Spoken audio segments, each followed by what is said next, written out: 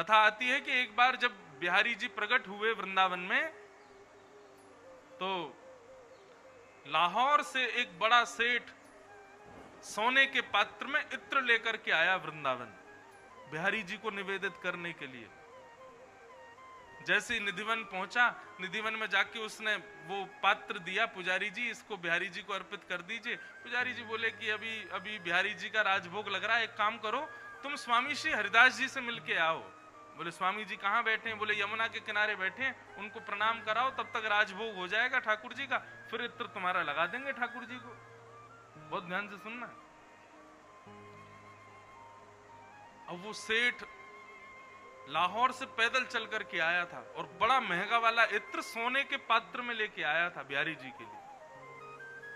आकर के जैसे ही यमुना जी पर बैठा तो स्वामी श्री हरदास जी महाराज समाधिस्थ बैठे थे। हमारी वृंदावनी भाषा में उसको कहते हैं मानसी में बैठे थे, मतलब मन से सेवा कर रहे थे ठाकुर जी की। देह से यमुना किनारे हैं लेकिन मन से ठाकुर जी के किसी लीला में चले गए थे। स्वामी श्री हरदास जी बैठे थे। अब वो सेठ पहुंच गया, उसने जाके प्रणाम किया, उसने इत्र का ढक्कन और खोल दिया कि इनको सुगंधी आएगी तो सुगंधी से इनकी जो ध्यान व्यान कर रहे हैं इनका थोड़ा ध्यान टूटेगा, तो ये आंख खोल के देखेंगे, फिर पूछेंगे कि भाई इत्र कौन लाया, तो मैं बता दूंगा मैं लेके आया।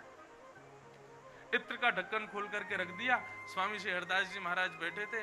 थोड़ी देर में पता नहीं क्या हुआ, स्वामी जी ने ऐसे अपने चारों तरफ रेत को रगड़ना शुरू किया और इतने में ही वो इत्र की शीशी जो रखी थी बड़ी सी, वो हाथ में पड़ गई और स्वामी श्री हरदास जी ने उस इत्र की शीशी को उठा करके यमुना जी में फेंक दिया।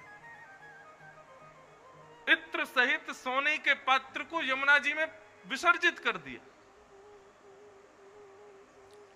सेठ देखता रह गया, बोले ये क्या हुआ? इतना महंगा इत्र सोने के पात्र में लेकर के आया, बिहारी जी को अभी तक चढ़ा नहीं और ये बाबा के सामने मैंने गलती से धर दिया, इन्होंने तो उठा के जमुना जी में ही फेंक दिया।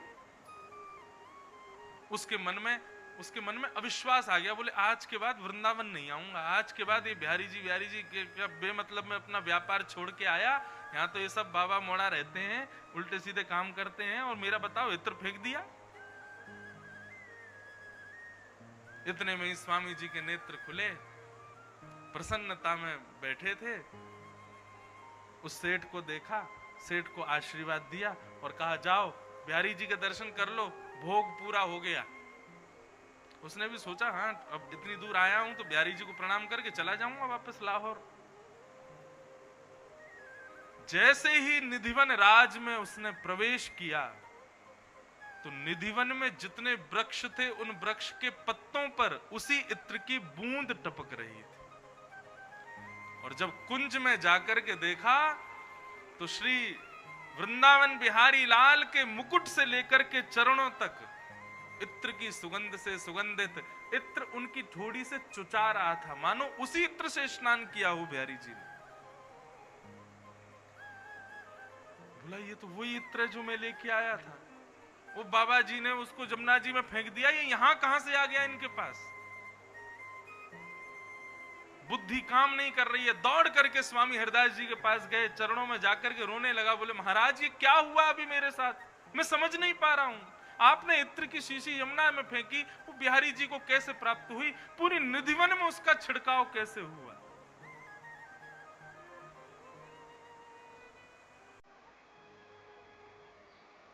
स्वामी श्री हरदास जी मुस्कुराने लगे